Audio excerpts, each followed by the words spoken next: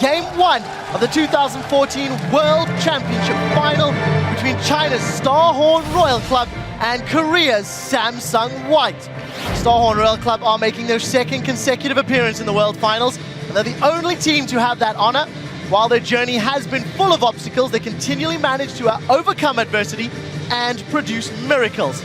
Meanwhile, Samsung White, who are widely seen as the pre-tournament favorites, they've certainly lived up to the hype for the first time, considering 4 of their 5 members failed to make it out of groups last year. This is a team that is now 12-1 after losing only a single match, having completely dominated the competition at this year's World Championship.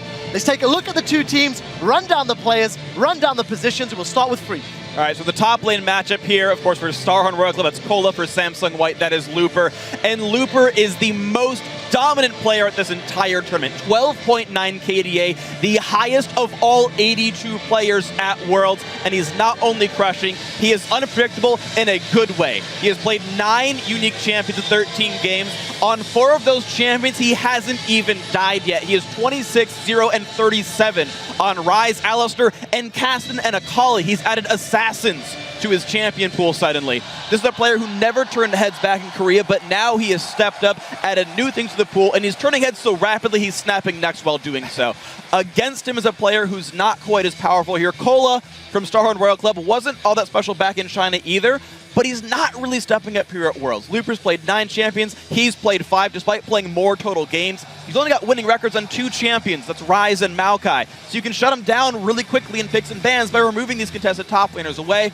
And I think it's the matchup where it's Looper running circles around his opponent and Cola falling flat. Yeah, but looking at this too, I mean, when we compare like GPM up in the top lane, Looper's about 70 up on Cola at this point. That is a massive GPM difference. Certainly a lot of this is coming because they have been so dominant in their wins and the games have been shorter, but that's a lot more resources to carry out of the top lane. And I just want to take a trip down memory lane. When we were coming into this tournament, what did we expect from top lane?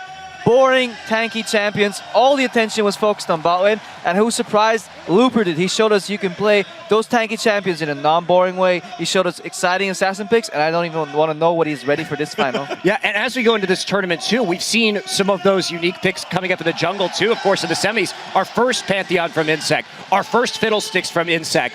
And let's talk about Dandy and Insect now. Both of these guys have had a standout tournament. You can see Dandy having the higher KDA. Both of these guys favor that Lee Sin and that Rengar. Both of them are 2-0 on Rengar. We've seen a lot of bans targeted at Insect in that category. And man, is Dandy good at Lee Sin. 15 KDA and 4-0 on that champion. He's going to be a major threat right there.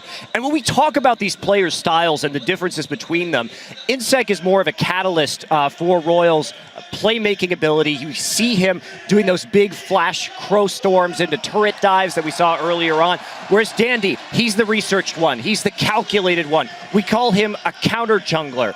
More than a jungler, we call him the Prince of Thieves because of how he steals objectives. His buff control has been ridiculous. He's got nearly triple the number of buffs stolen that Insect has from the enemy side of the jungle. And I think when you talk about Insect, him being this flashy playmaker, trying to get lanes going, I think that is crucial for Starhorn Royal Club to tilt the mid lane matchup, and that is Korn versus Pawn here. And we're going to start again with Samsung White with Pawn in the mid lane. 11.9 KDA, he's the second highest in the World Championship, a big all-star player as well. And just like Looper, he plays everything.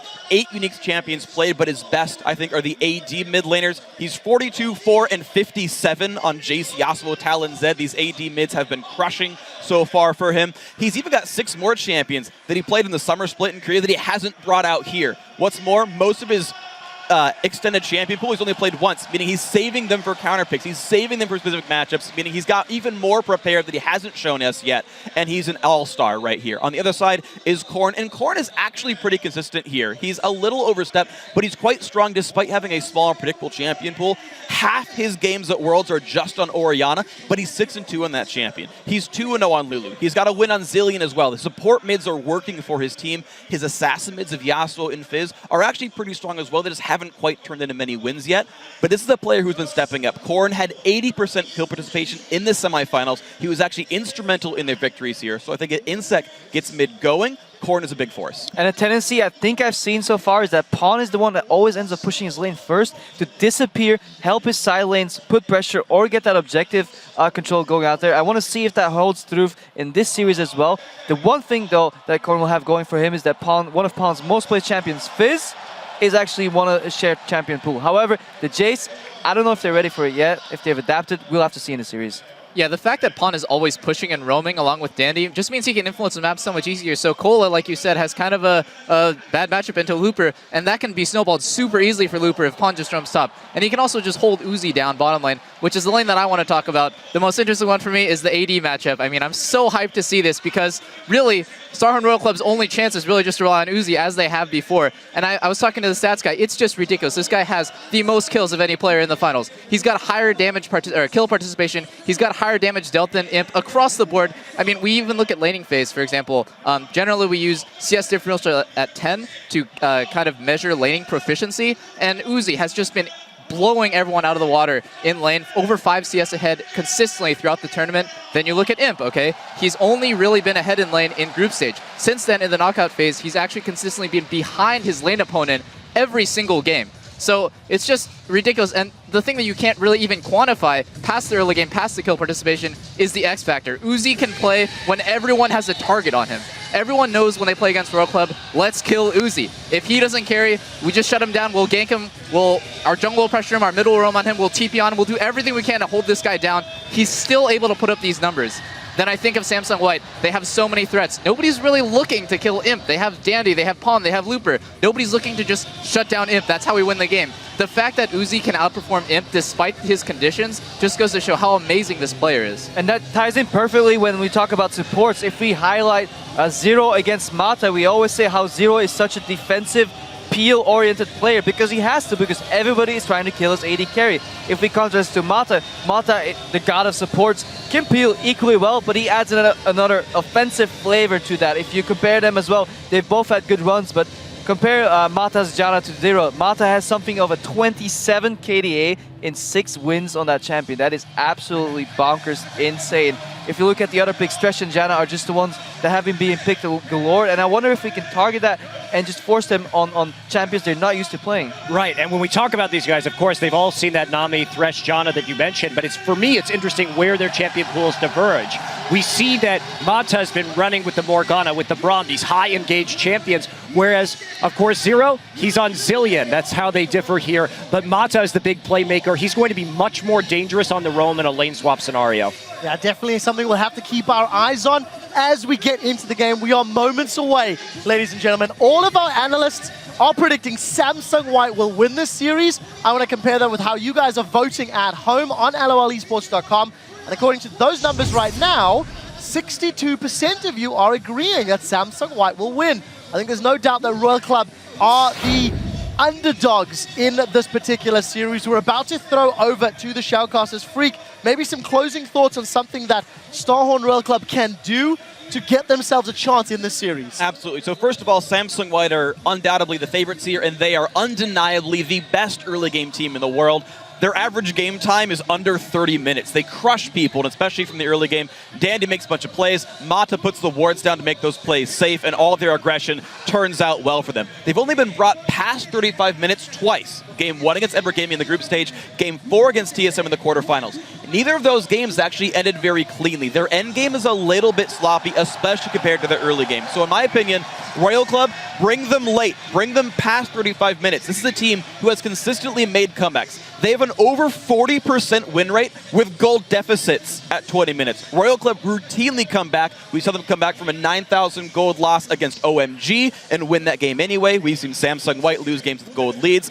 And I want to see Corrin play Ziggs to make this happen. It was his second most played champion in the summer split in China. Bring out the late game, bring out the stall, and then take Samsung White out of where they're comfortable and play from there. That's right. I mean, you only have to make one of those big plays at the end of the game with how long the death timers get. And if you're playing these big wombo comps, you can actually snatch victory from the jaws of defeat, really. So, I mean, Starhorn Royal Club has been excellent at punishing teams for these mistakes and capitalizing on the throws. But there's a troubling statistic. I mean, Starhorn Royal Club is down 4,800 gold net across 16 games at 20 minutes. So they actually, in 20 minutes, they've been behind more than they've been ahead. And if we compare that to Samsung White, their statistic at that exact same point is plus 100,000 gold net at 20 minutes. So it's going to be hard for them to bring it into the late game, but if they can do it, they may be able to get a win.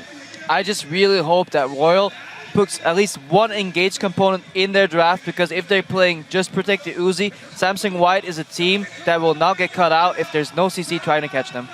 Yeah, and I've said this before, part of playing a perfect game of League of Legends is having perfect communication, and it's like Royal Club has such a limited ceiling on their comms. I liken this to both them running the same race, but Royal has like their hands tied behind their back. It's just a big handicap that they have to deal with. Now, it's something that they have dealt with time and time again. We keep talking about the AD carries, the top laners, the mid laners in this particular matchup.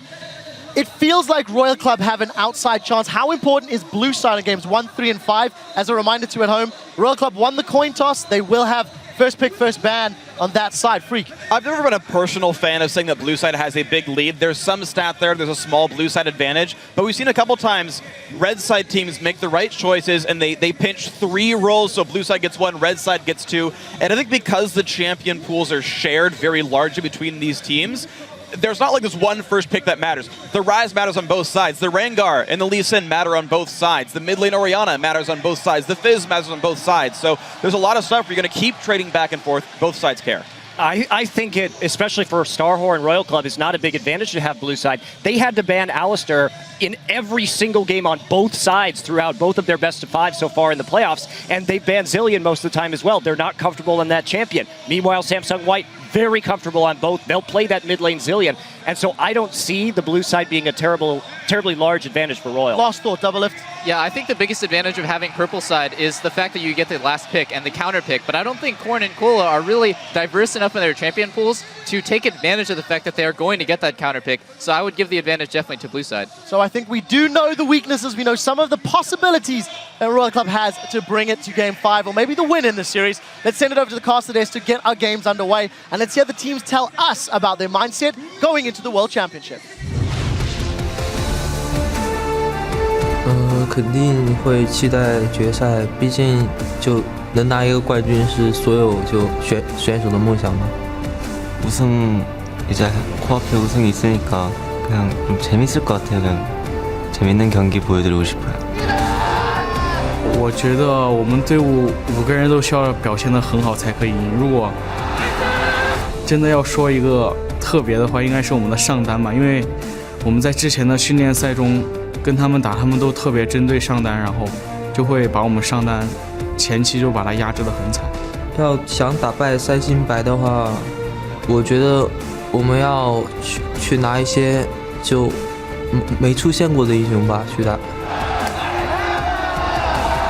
초반에 저희가 만약에 좀 변수 있는 픽만 안 준다면은 저희가 운영하는 대로 게임을 이끌어갈 것 같습니다.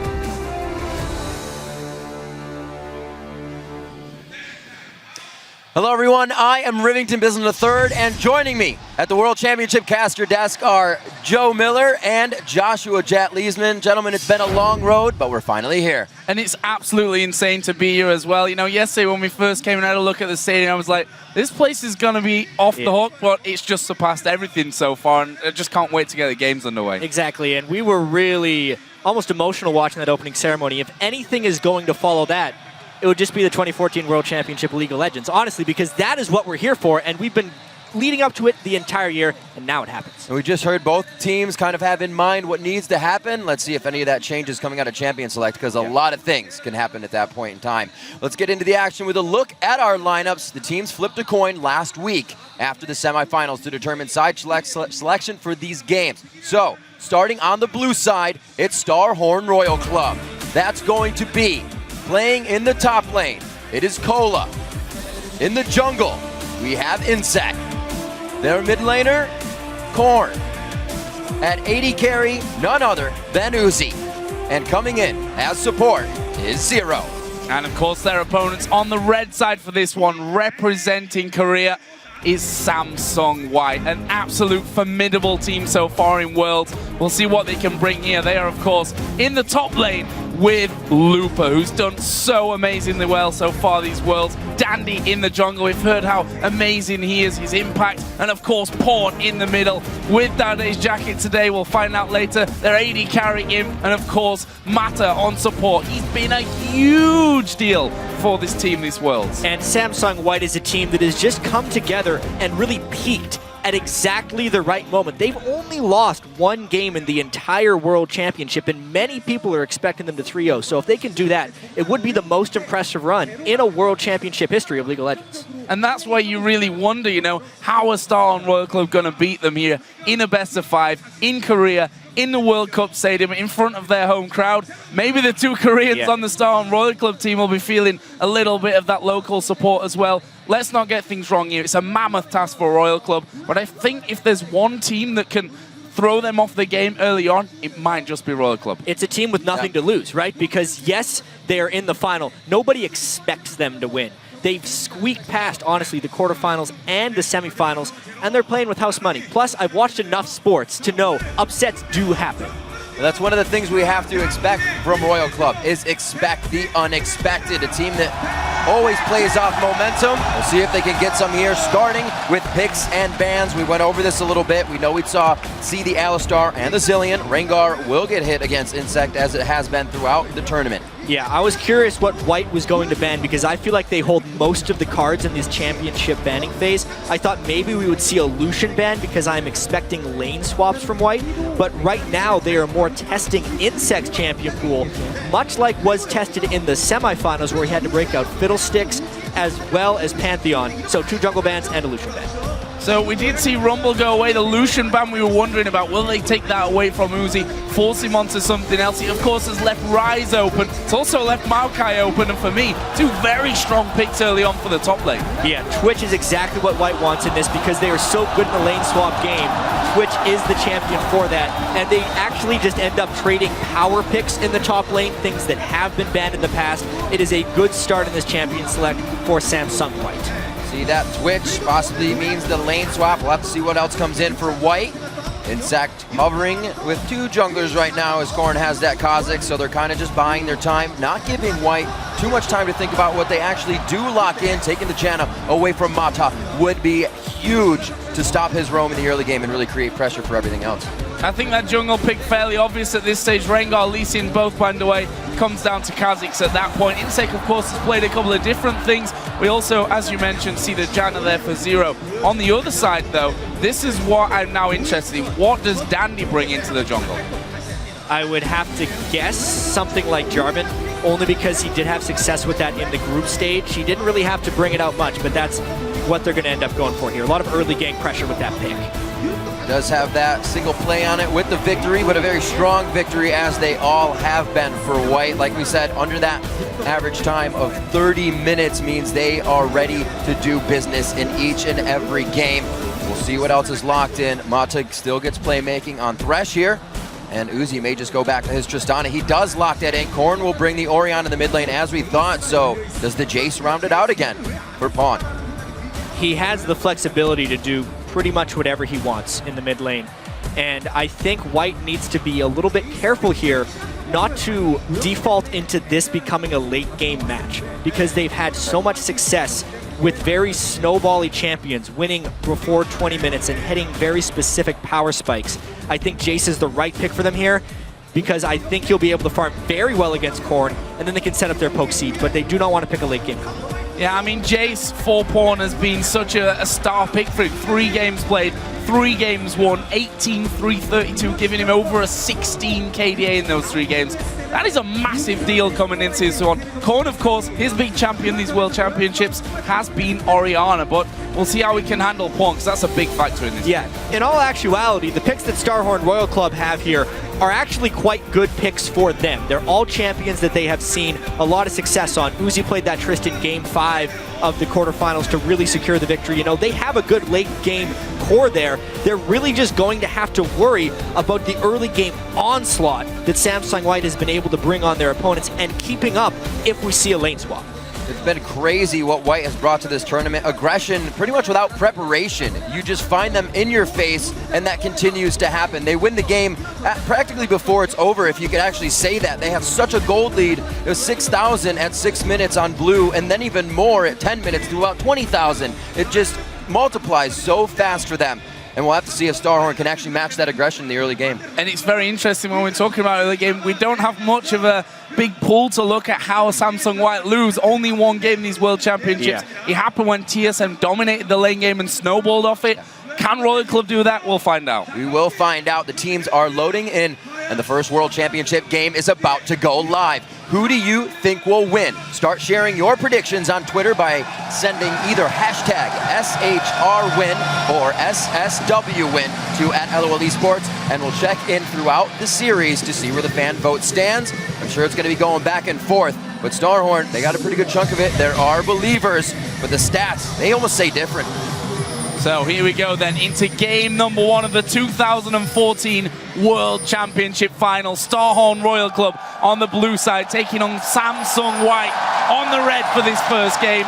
What is going to happen? We talk about level 1. White have done really well at level 1 before. And the biggest thing to take away from Samsung White's level 1 is how quickly they can draw conclusions off the smallest of hints. If they see a defensive ward early in the top lane, they generally think the team's going for standard lanes. If it's a more offensive ward, they're expecting a lane swap. Here, they have a ward to prone for the invade, and now we need to see how White reacts. They've had some incredibly effective level 1s. 3-buffing multiple people, taking 3 buffs at level 1, but they've also had a few minor hiccups because they do get so aggressive. But they absolutely have the upper hand here because they have absolute vision on Royal Club in the jungle. A pincer to be had right now. 2 wards, or at least a ward, laid down. One's in mid. They see that Pawn could start closing up, and they're going to start coming around. This would be the exit path here for Royal Club. They're going to try to hit up for Pawn. They said, where did he go? Oh my God. Rush vision with the ball. Command move there. Uzi takes that jump first. Rocket jump is going to be down. Pawn goes in. He gets knocked out. That's the room prison to him. Zero's the first one. Zero's ignited, and that goes to Dandy to start off a lot of jungle aggression in the game. Royal Club's not done yet. Expect the unexpected. 1 down. They still want to go for this fight. Pawn fires a shock blast without the gate over the wall, and they're going to disengage with first blood already. 1 minute 20 in. It almost looked like Pawn lost his mind there trying to go in before the rest of the team, but that small amount of damage he put down was just enough for them to bait that next kill. Honestly, I think both those players, Zero and Pawn, succumbed a little bit to the pressure of the World Championship. Those were very over-aggressive, considering at that level 1 juncture, there was nothing to fight over, and neither one of them actually needed to blow summoner spells. But because slightly better execution on White's side, they get the first blood, and they also send their laners top. Well, the hectic start that we were looking for happens here in game number 1. See there, Dandy and Looper starting things off on their blue buff, as has happened with the jungler and top laner over the other side. Gives us, though, that 2 versus 2 top lane. Jan and Tristana against Twitch and Thresh. What do we think to this one, Jack? This is actually a lane phase that I didn't really think White would buy into. Because of the chaos at level 1, they're actually having to lane Imp and Mata against Uzi and Zero. This is one of the few conditions where Royal Club could actually come out on top of this game. Assuming they can avoid the hooks from Mata, they can actually win this laning phase with a little bit of jungle intervention. This is a very good start for Royal Club if they had just avoided that first blood. A lot of summoner used in the beginning of that fight, so they're going to be down for quite a big time here. We have Exhaust and Flash down for Pawn, maybe a focus coming in for Insec. Still has his Flash up for a dangerous play, but right now they're doing their own thing in the jungle. We're not going to see that swap and help to the jungle or any nonsense in the beginning of this one. Wards have already been laid down for very safe top laning here, coming in for Imp and Mata. So Dandy was topside. Thought he might end up coming over with Zero not having his, but they're pushed to the tower. There's the stats for Imp as well on Twitch. 7-0. Absolute beast on this champion, and with them fanning away that Lucian as well, force Uzi onto his Tristana, which has had a little bit more mixed success, that's for sure, when you look down the statistics. I'm actually still quite surprised that we're seeing this 2v2 in the top lane, but as the lanes are playing right now, Imp and Mata are doing very well with Twitch Thresh. So as long as they can get out of that laning phase and pull a little bit ahead with Twitch Thresh, they're going to be completely okay, because the other lanes, the solo lanes in particular, should completely outperform. If we compare how well Pawn and Looper have played in this World Championship to Korn and Cola, who have played okay, but nowhere near the level of Pon and Looper. The lane phase really favors White here, adding to the first blood. And White already makes the move. That back, we have to also note, that was 1 kill to Dandy, but 3 assists down Pawn, Imp, and Mata. So they go back quick after having a bit of a CS lead to buy. CS is a bit evened up now, but now to the bottom lane for Imp and Mata. Yeah, and this is more of what we expected. They are reactively swapping. They knew that they had a nice start to shove Uzi and Zero into that lane, and now they're going to be all about getting map control and making moves faster than Royal Club can react to them. When we watched that semi-final against Samsung Blue, it was so fast. I had to watch it again and again to catch all the little things that White was able to do. They really are the fastest playing League of Legends team in the world, and that excels in lane swap scenarios where there are more decisions to be made, that speed has a larger benefit for you.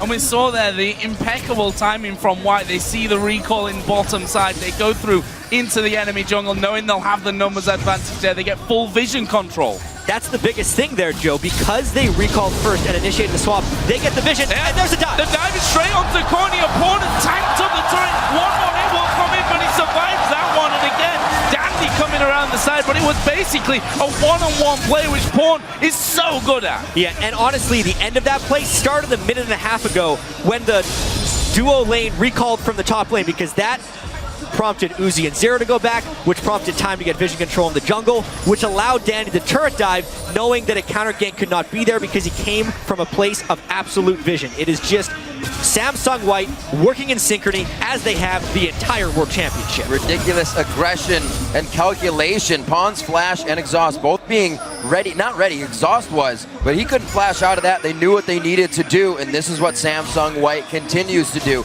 is push small advantages, and they become very big, very fast. It's incredible to watch right here, but honestly, the game is obviously not over. It's just 2 kills. Royal Club needs to adjust to the speed of this match. They need to be able to make their own aggressive moves. If you play on the back foot against Samsung White, as we've seen Blue tried to do just for a little bit, you get absolutely crushed. So this mid lane then, after Korn went down, obviously takes no genius to realize that Pawn is going to be starting to get a big advantage there. Tia, almost a brutalizer done for him as well. There was a pink ward put down, so Royal Club actually have the 3 pink wards across the map, but did you see the pings there? They've literally just pinged on all 3 pink wards, one after the other to clear out. Yeah, one amazing thing that I find watching Samsung White games is, yes, we talk about the communication they must all have, but honestly, one person or even 2 people cannot communicate the team-wide movements that they make. It's because they've played the same style for so long, everyone contributes, and it's more about them all being on the same page. The ward control and the vision on this map has already deeply invaded Royal Club's personal space, so there's no way Royal Club is comfortable right now in any of their lanes, really, because they don't have jungle control, they don't necessarily have CS leads, they've already been dove in the mid lane 5 minutes into the game. Things are not going well for Royal, and that means they can't react to the next play that White decides to make. Saw just a minute ago the combination of Pawn and Dandy giving each other help to clear one of those pink wards that now Mata is in that area for. And another thing we see Dandy doing, if he does well or doesn't do well, is rushing those mobility boots to continuously make plays. Yeah, and it's just so he can get more control, place more wards, make it to more ganks. With the early level 6, expect some fireworks.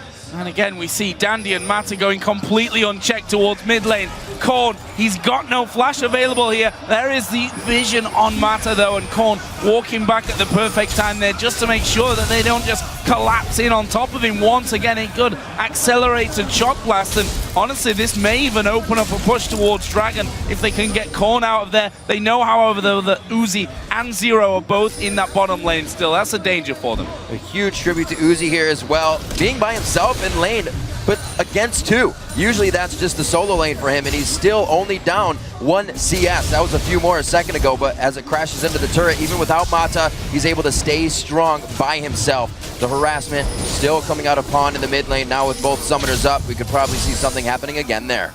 Yeah, but one thing that Royal Club is probably pretty happy about is Uzi has not been attacked. surprisingly, the focus has been on the mid lane of Royal Club, and now the top lane. The solo lanes are actually what White has decided to target. Cola is in a whole heap of trouble.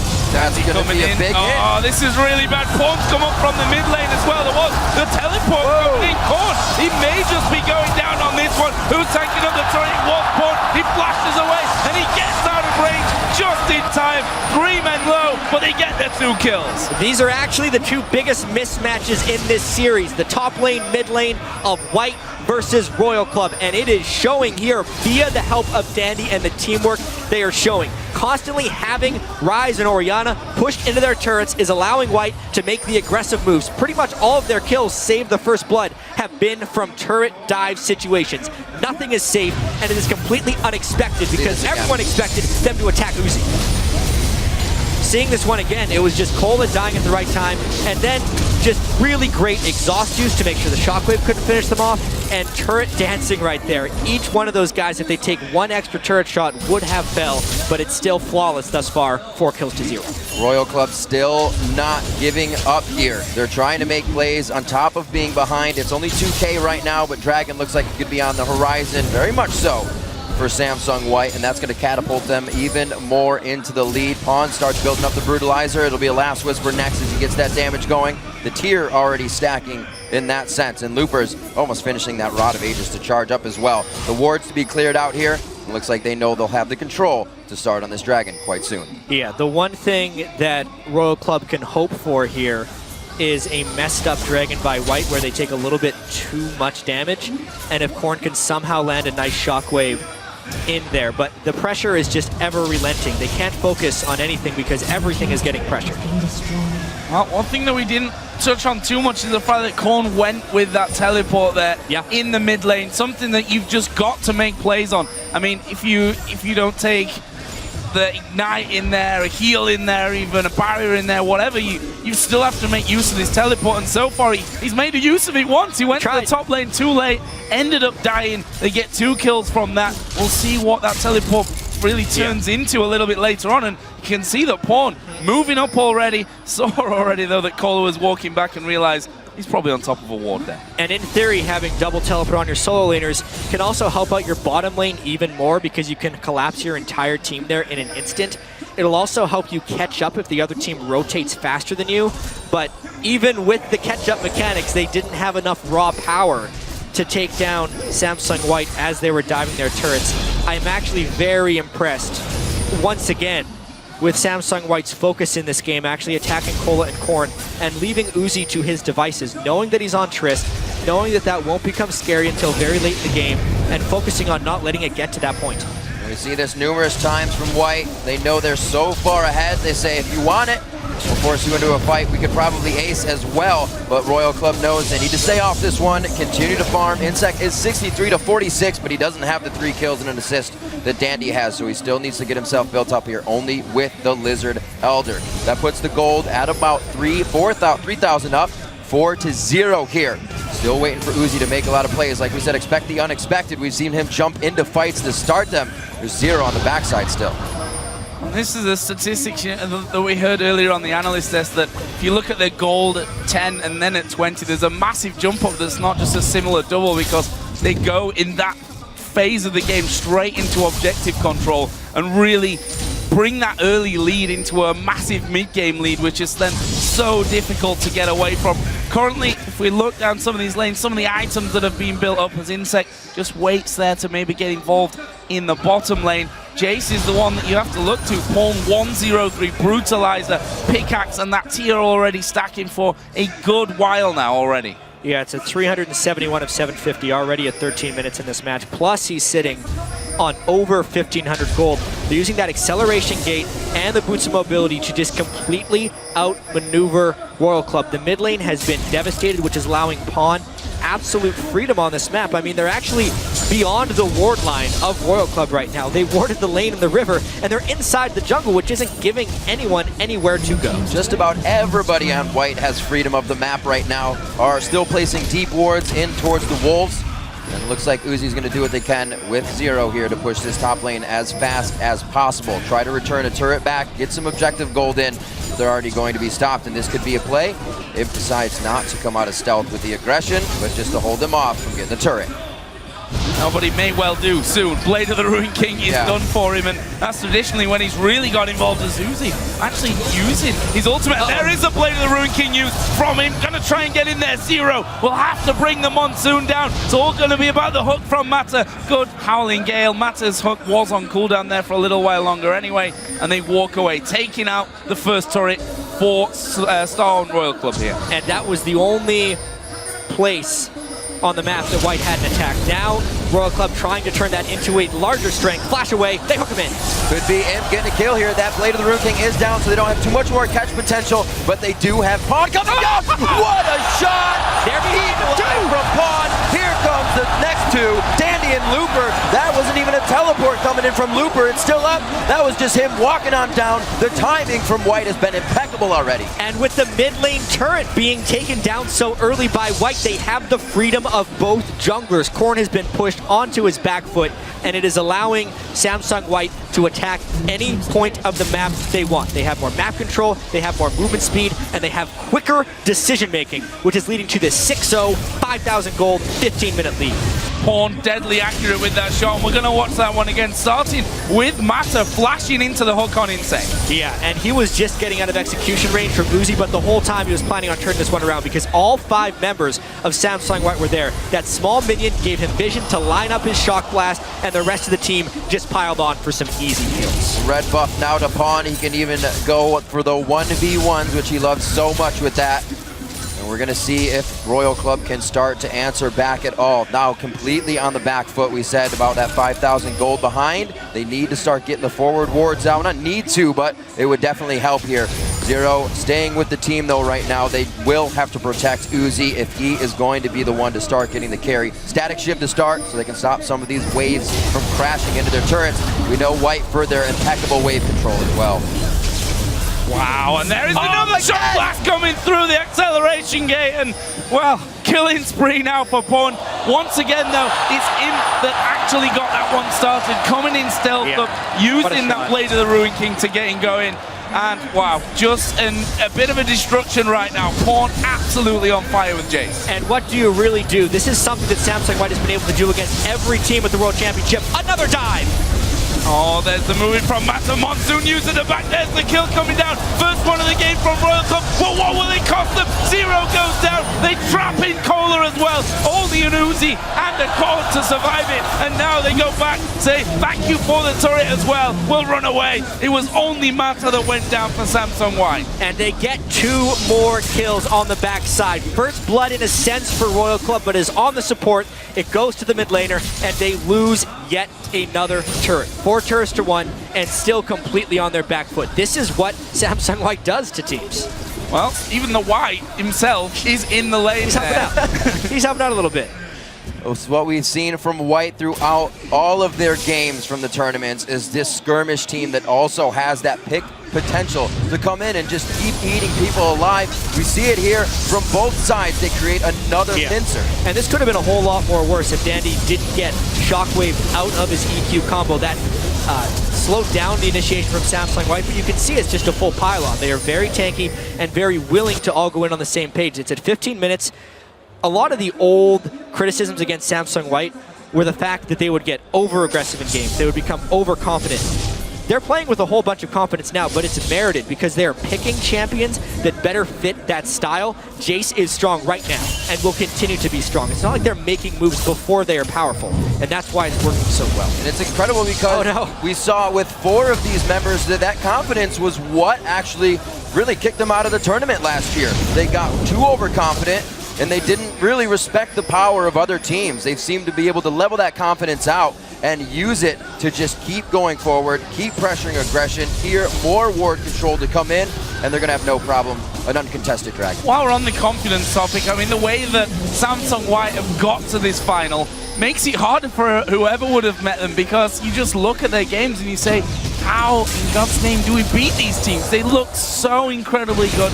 They're making very rare mistakes. Yes, you'll find 1 or 2 in each game, but not usually things that you can just jump on and say we can snowball the game from that point. Yeah, and I think there is a distinct difference between aggression and speed. Samsung White just plays fast. Yes, they are aggressive, but it is all very calculated. They see one ward on the other side of the map, and that will mean they can make a play completely elsewhere. We've seen that time and again in this game. They are always having more people faster than Royal Club has. They pick boots of mobility up as quickly as possible on their jungler. I mean, Dandy had those at 5 minutes into the map. Insec is still yet to complete his, because at the moment, Royal Club can't keep up, so they're just trying to become as powerful as possible in very small corridors in the hopes of a brawl. But White isn't really letting them brawl. They're picking the fights when they want. That was a little crazy, though. Mata gets himself into a dangerous spot, but do they want to fight? Looper's already there, knocks Insec away, and he makes sure Uzi cannot return. That's the buster shot onto Looper, and they've hardly taken any damage as they take over control now of the bottom jungle. We saw two of the, I don't even remember the name now. Scrying orbs, there it is, had to be up on the map.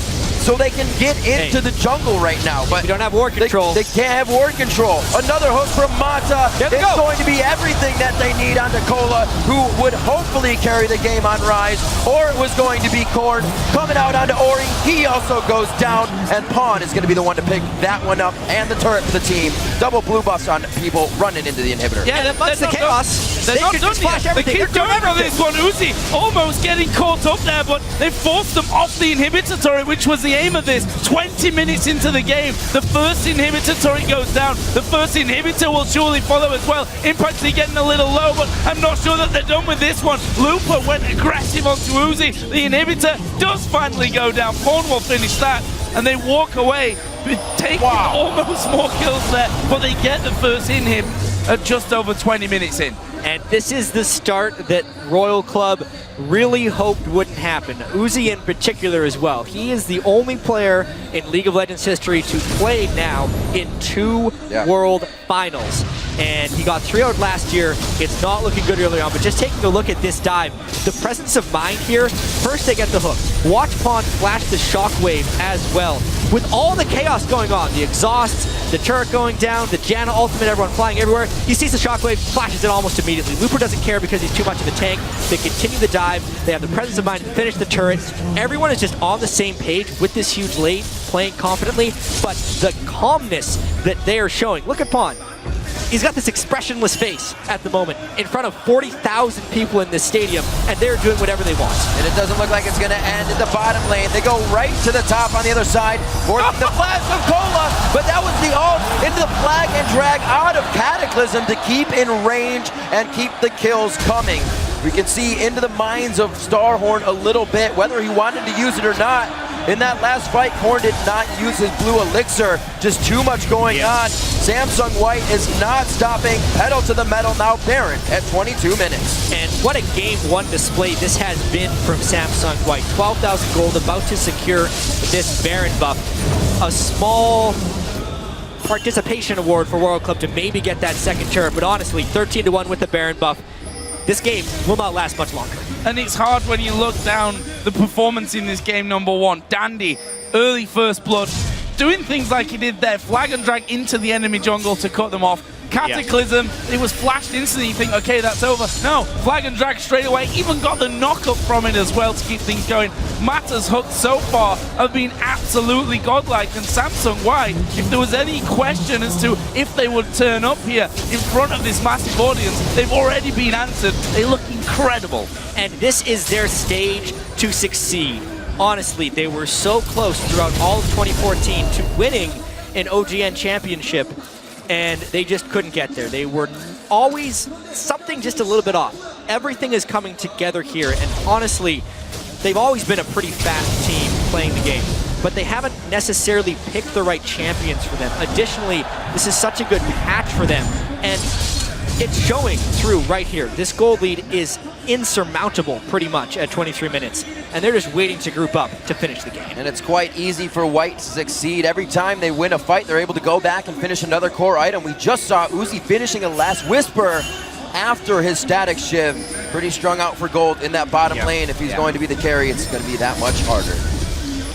He's pretty much done with that build, I think, at this stage. I mean, if you compare that to the Ghost play, to that Blade of the Ruin King, Obviously, Pawn's the one you look at and his items and you say, well, he's just out of control. Black Cleaver, Muramana is done there. He's got a BF sword on top of his last Whisper. This is a Jace that blows you up. Everything catching Korn out. This could be inhibitor number 2. 14,000 gold lead is absolutely showing. We know White for the lowest games or lowest average time out of groups, highest KDA, and they're showing us how it happens right here. On to Uzi, Arcane Smash, not a chance to think about it. He goes down from the hands of Pawn. That one misses. Not much more damage coming out, but Korn still down. Uzi's got 30 seconds. Insect gets caught. There's the Cataclysm. There's the takedown as Dandy gets another one for himself at 5:09. The first Nexus turret in 24 minutes. The second one follows through, and we're already on to game 2. 24 and a half minutes in. The Nexus goes down. Samsung White take game 1. And you have to wonder how Royal Club could come back from that. Because from minute 1, they were defeated. They were spotted in their initial level 1. They picked champions they were relatively comfortable with, but definitely took a lot longer to turn on. Their strongest player, Uzi, was given freedom in the early game, and they were still absolutely destroyed. So White prepared so well for this, executed nearly flawlessly, and they're 2 games from the championship. And that's one of the things that I like coming in here. You said comfort picks pretty much all around. Royal Club did get those comfort picks. Colo wanted Rise. That's what we were thinking at least, right? Always played better on it than his Aurelia. You have Insect on Kha'Zix, Korn on his Orianna. Okay pick because the 2 jungle bans, but it's honestly still pretty good. And then Uzi reverting back to the Tristana. You don't get a late game chance against White. No, and that's the problem I think with going with that kind of comp. That yes, full-on comfort picks across the board in a way, but if you can't get to the stage of the game where that lineup is at its strongest, you're never going to be able to win against a team like White, who just did, again, everything by the book, making it look far too easy. That's really what it was, and these games are not easy for Samsung White, but they make it look that way. Yeah, exactly. They haven't had a weak road here. They've just made their opposition That's what a lot of people thought. Look worse. They've actually played against, in the group stage, the #1 seed from China. In the quarterfinal, the #1 seed from North America. Semifinal, the #1 seed from... How much harder do you want their scale to get? But they're making it look easy. They are completely on course to get 1 loss in the entire World Championship if this game is any indication. And we may see those picks come out once again, the early game Assassins. That's the only reason they lost that game. They fell behind, TSM snowballed it, but I don't think they'll make that mistake again. They adapt so quickly, and we saw versus Blue, we haven't even seen everything they've been able to bring to the table. I think the fact is that Royal Club have to do something completely off the wall different here. We've seen time and time again how well Samsung White control these games, how they start off with a little lead somewhere on the map, and it ends up with a massive lead across the entire map. You've got to throw them off their game. It's going to be really hard to throw them off their game here because they themselves said they really got past a barrier when they defeated Samsung Blue, and it could just create them to play even better League of Legends, and that's what we're seeing right now. Well, we know there's the Royal Club curse. They win the first 2 games, they'll never take it, but if they don't, maybe they can come back in the end. So right now we're going to throw it over to our guys at the analyst desk for a breakdown on Samsung White's commanding win.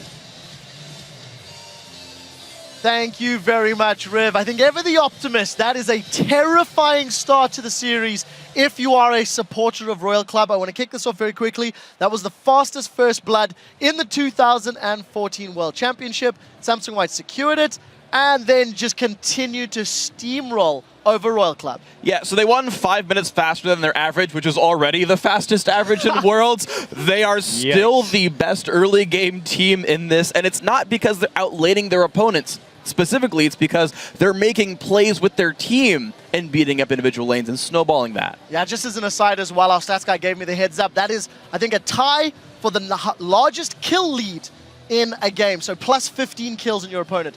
Let's get the picks and bans or the team comps graphics on your screen. Monte Cristo, you've got some thoughts on how these 2 comps played out, and let's get the ball rolling. Yeah, I mean, when you look at this, you see that they're going to need a lot of time to scale on Tristana and Rise. And for me, the most baffling question is, why do you run a teleport Orianna? Because basically at that point, you've eviscerated your mid game. The champion with the smoothest power curve, the smoothest transition, is able to be dived so readily in that mid lane, especially when they got a teleport advantage early. On the other side, you do see Imp with that Twitch. He will hit that 1 item, Blade of the Ruin King power spike, and it was really all too easy for Pawn 2 after the level 1, and the all-in under the tower that you can pull when Orianna doesn't really have another summoner spell that's useful in a skirmish is pretty extraordinary. Exactly. You saw Samsung White come out about one turret shot from dead in that dive itself, and that's a barrier or a healer or an ignite that Corn could have really used. And yeah, I have to echo what you said, what Riv said as well, which is why are you picking a comp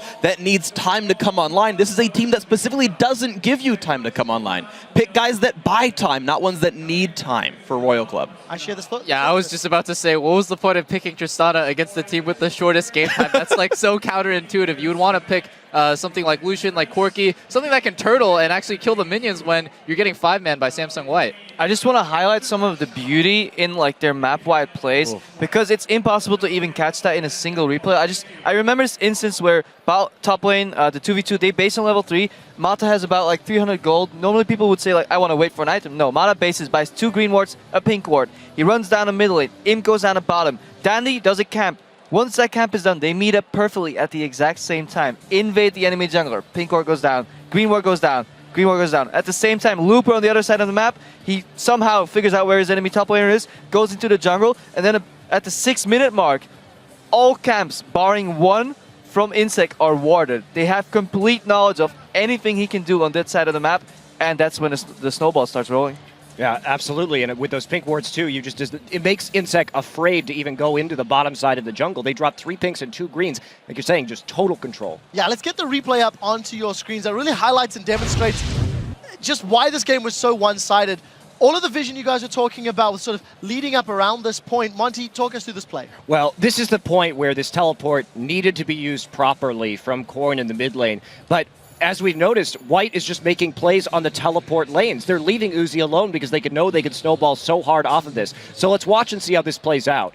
Because what we're going to see is Looper. Now, Cola knows something's up right now, and he's actually going to be able to flash away from the knockup on Jarvan, which is pretty good. But the teleport starts so late right there, and there's no excuse for it. Corn was in the fountain at the start of that. Had that TP been a little bit earlier, this could have been an even trade for Starhorn, and they need to make that play. You make a decision to get that teleport, you have to make that play. Now, I have a question for the two of you guys. You know, we're talking about the vision, talking about all the decision-making.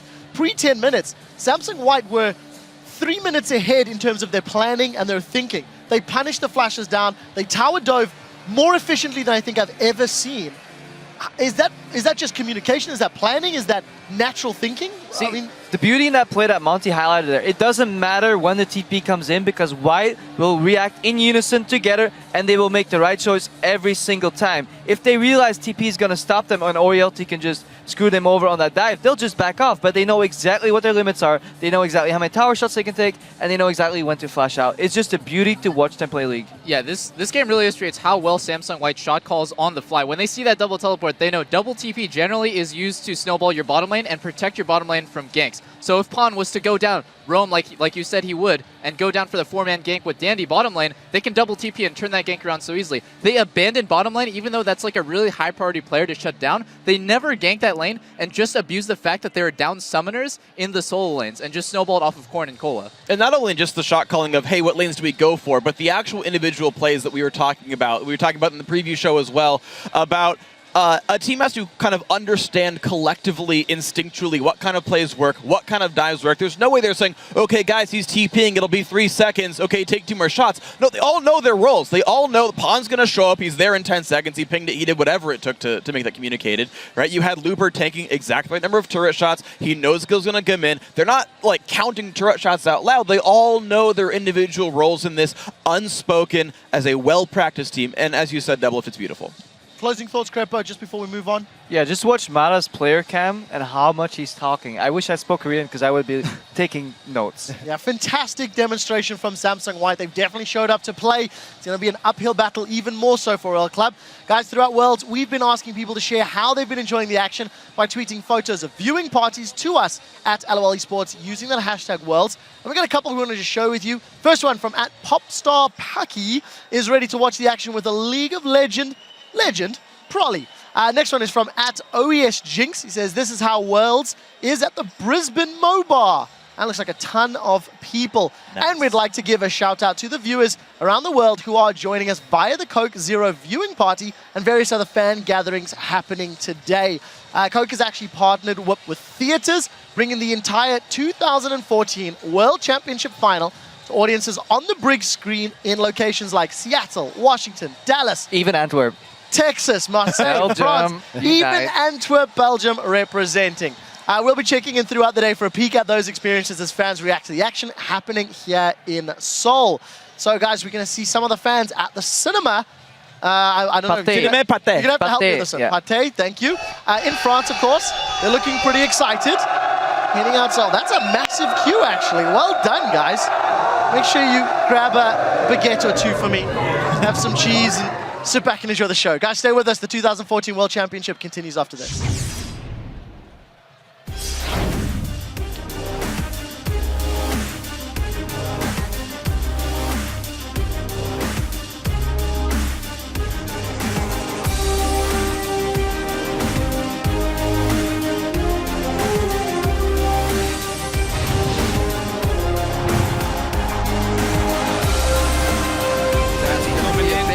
This is really bad. Form's come up from the mid lane as well. There was the teleport coming in court. He may just be going down on this one. That Blade of the Rune King is down, so they don't have too much more catch potential, but they do have Pawn coming down.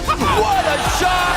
There he is from Pawn. Here comes the next two. And they're doing whatever they want. And it doesn't look like it's going to end at the bottom lane. They go right to the top on the other side. Or the flash of Cola, but that was the ult into the flag and